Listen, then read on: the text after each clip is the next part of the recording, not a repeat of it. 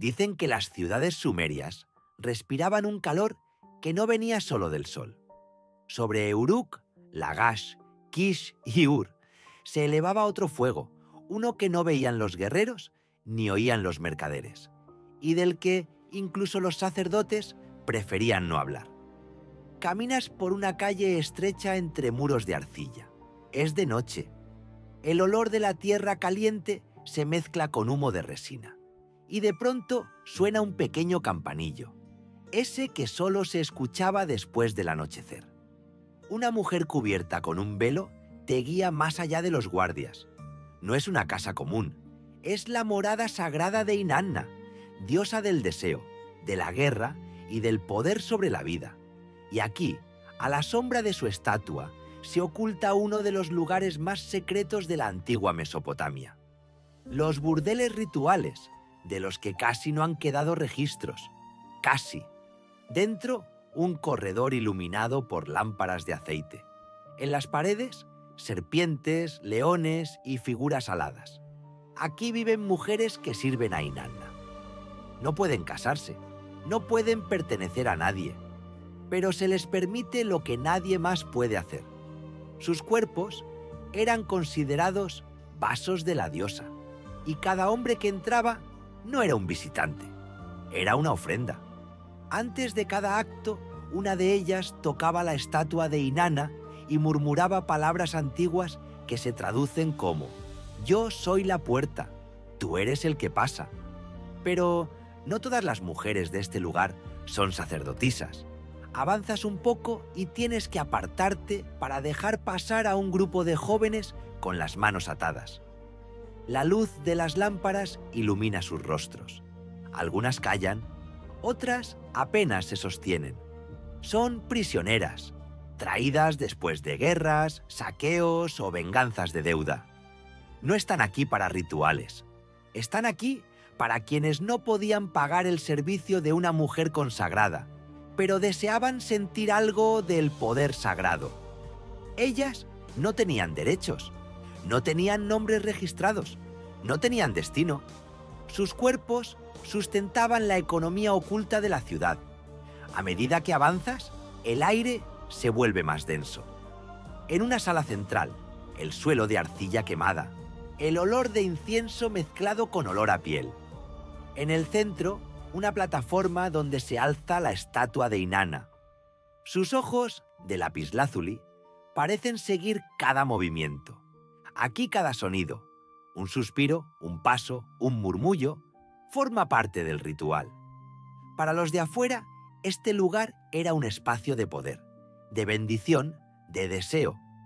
Pero para las mujeres que vivían dentro, era una realidad diaria de obediencia, sacrificio, silencio y una extraña mezcla de magia, dolor y política. La noche en Mesopotamia caía de golpe, y cuando la oscuridad envolvía la ciudad, comenzaba lo más importante, las ceremonias nocturnas. Las mujeres se preparaban en silencio, sus cuerpos cubiertos de aceites, líneas de ocre marcando su piel para abrir el camino a la diosa. Algunas habían hecho votos, otras no tuvieron elección. Caminaban por corredores oscuros como sombras vivas, conscientes de que su destino pertenecía al templo y no a ellas. Los hombres entraban sin hablar. No podían pronunciar una palabra hasta que una mujer lo autorizara. Allí nada era simple placer. Era un mecanismo de poder. Las sacerdotisas conocían los secretos de los hombres, sus miedos, sus ambiciones. Sabían qué palabra susurrar para destruir una alianza o para proteger a un mercader. Una sola frase podía cambiar el rumbo de un ejército. Y los hombres que salían de allí nunca sabían si habían recibido una bendición o una maldición. A veces los rituales incluían a los gobernantes. En noches especiales, los reyes entraban descalzos, ungidos con aceites aromáticos, acompañados por las guardianas del templo, ancianas sin nombre que vivían bajo tierra, en cámaras donde nunca penetraba la luz. Estas mujeres conocían lenguas perdidas, Historias que jamás se escribieron en tablillas y secretos capaces de hundir ciudades enteras. Cuando el rey se acercaba a la estatua, ellas lo rodeaban y por unos instantes toda su grandeza desaparecía. No era rey, era un suplicante, y su futuro dependía del juicio silencioso de aquellas mujeres. Mientras tanto, en las cámaras inferiores, las prisioneras vivían otra realidad, sin voz, sin elección, sin esperanza. Eran monedas vivientes. Las noches repetidas alimentaban la riqueza del templo. Algunas desaparecían sin dejar rastro. Nadie preguntaba por ellas. Nadie anotaba sus nombres. Eran sombras en un sistema donde la sexualidad no era pecado, sino herramienta. No era deseo, sino política. No era intimidad, sino poder. Y entonces llegó el fuego. Siempre comenzaba con el mismo sonido. Un chasquido débil, casi inocente. Nadie sabía si era un accidente, un ataque enemigo o un acto desesperado de alguien que ya no podía soportar su destino. Pero cuando un templo de Inanna ardía, las llamas se alzaban tan alto que parecía que la diosa misma emergía del infierno para verlo arder. Desde una azotea cercana, ves cómo el fuego devora las salas superiores. La gente corre, los soldados intentan entrar, pero el calor los obliga a retroceder. Para algunos es solo un incendio, para otros es el fin de una era. Dentro del templo, las mujeres recogen lo que pueden. Algunas guardan tablillas con secretos, nombres de hombres poderosos, confesiones murmuradas entre lágrimas, amenazas dichas al borde del éxtasis. Esas tablillas valían más que el oro. Las guardianas más ancianas no huyen. Juraron morir en el templo y cumplirán la promesa. Su calma frente al fuego da más miedo que las llamas. Las más jóvenes corren, algunas lloran, otras no. Para ellas, el templo había sido prisión y refugio a la vez. Afuera puede haber libertad o muerte. Nadie lo sabía. Las prisioneras rompen puertas, escapan descalzas sobre el barro caliente, pero no se detienen. Y por primera vez en mucho tiempo, corren hacia algo que podría ser un futuro. Cuando el templo se derrumba, la estatua de Inanna se agrieta. La autoridad del culto cae con ella. Las mujeres se mezclan entre la multitud, desapareciendo. Muchas borran sus símbolos, se quitan los collares, lavan la ocre de su piel, dejan atrás sus identidades como se deja atrás un nombre maldito. Y con sus conocimientos de caminos, caravanas y ciudades, simplemente desaparecen. Otras, en cambio, recogen fragmentos de la estatua caída y parten juntas. Creen que la diosa sigue viva, que el culto no muere, solo muda de piel, y que en algún lugar lejano construirán un nuevo santuario, más pequeño, más oculto. Al amanecer solo queda humo. Los soldados buscan cuerpos, pero encuentran salas vacías, como si las mujeres se hubieran desvanecido con la noche. Meses después, en otros mercados, comienzan a aparecer colgantes con figuras aladas. En paredes de casas distantes se ven símbolos extraños, parecidos a los del templo. Y en tabernas oscuras se cuentan historias susurradas sobre mujeres que saben demasiado y hablan demasiado poco. Pasaron siglos. Los reinos se levantaron y cayeron. Las riberas cambiaron. Los templos se desmoronaron. Pero la memoria no olvida tan fácilmente. Caminas por un antiguo yermo donde alguna vez se alzó un templo de Inanna. No queda nada, salvo piedras y viento. Pero el silencio parece lleno de algo vivo. Algunos viajeros dicen que han visto una luz tenue entre las ruinas. Otros aseguran haber encontrado pequeños santuarios en el desierto, figuras femeninas aladas, rastros frescos de aceite, marcas de dedos sobre la arcilla. Las mujeres del culto no murieron, solo cambiaron de sombra, solo esperaron. Dicen que en noches muy oscuras todavía se escucha un sonido débil, como un campanillo lejano. Un sonido que los hombres de las antiguas ciudades conocían muy bien. Un sonido que marcaba el inicio del ritual. Unos dicen que es el viento, otros que es la memoria. Pero hay quienes susurran que son los pasos de aquellas mujeres que alguna vez sirvieron a la diosa, que siguen caminando por sus antiguos caminos, lentamente, sin prisa, atemporales. Y si escuchas con atención en la noche más silenciosa, puedes oír un susurro que ha cruzado milenios. Yo soy la puerta, tú eres el que pasa. Porque algunas sombras no se apagan, solo esperan que la noche sea lo suficientemente profunda. Y aún así, por más que los siglos avancen, hay lugares donde la historia no termina de morir, lugares donde el aire parece demasiado pesado para ser solo viento, lugares donde la arcilla conserva huellas que nadie puede explicar. Si caminas por las planicies entre los ríos, donde el Éufrates y el Tigris dividen la tierra como dos viejas serpientes cansadas, encontrarás montículos que no figuran en los mapas modernos. Parecen colinas comunes, simples acumulaciones de polvo arrastrado por tormentas antiguas.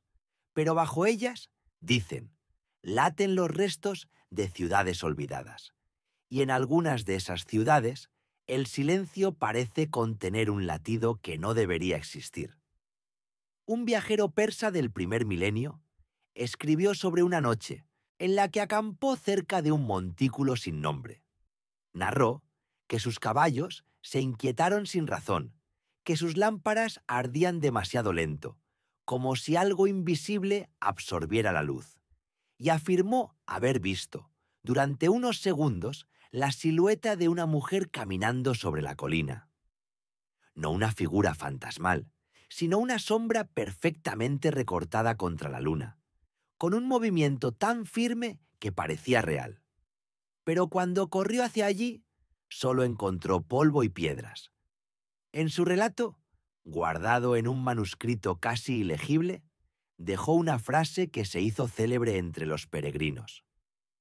Algunas sombras caminan como si nunca hubieran dejado de ser humanas. Siglos después, comerciantes árabes contaban versiones parecidas. Decían que en ciertas noches sin estrellas se oía un murmullo bajo, como si varias voces femeninas repitieran oraciones casi extinguidas.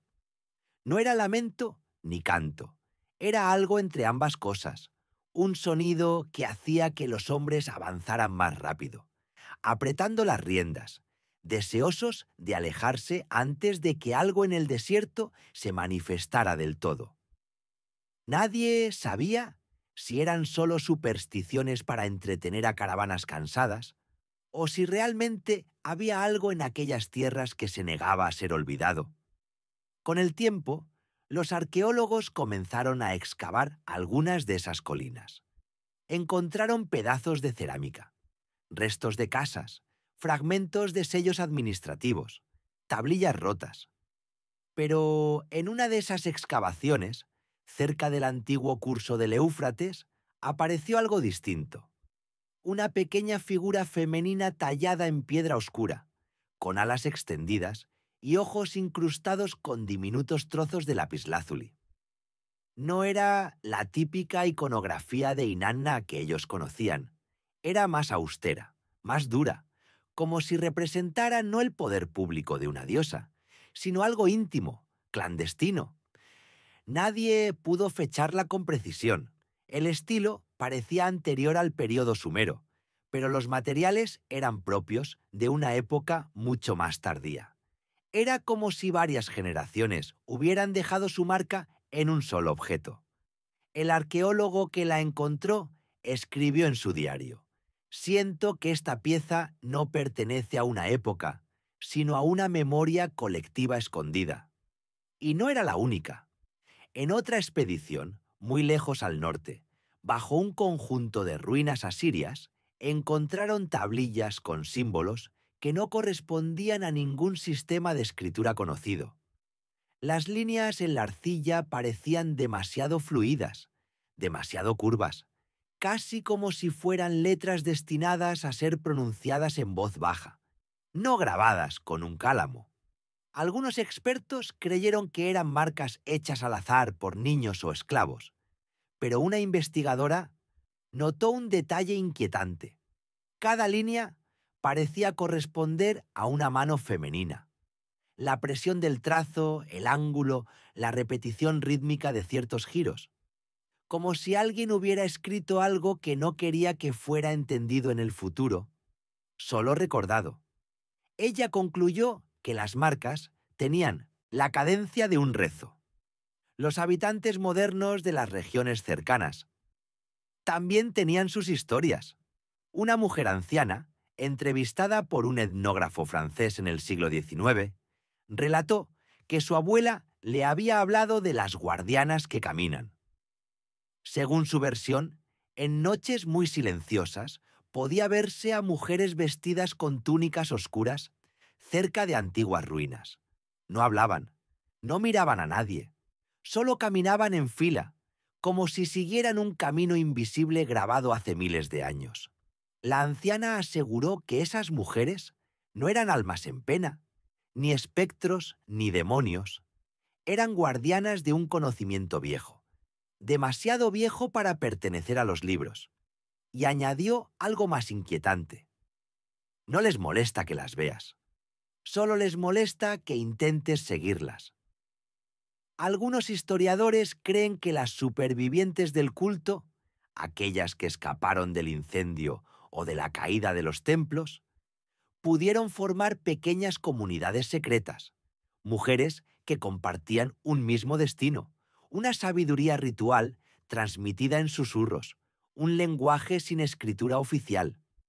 Quizá se dispersaron por ciudades menores, o se unieron a caravanas, o se mezclaron entre la población común hasta volverse indistinguibles.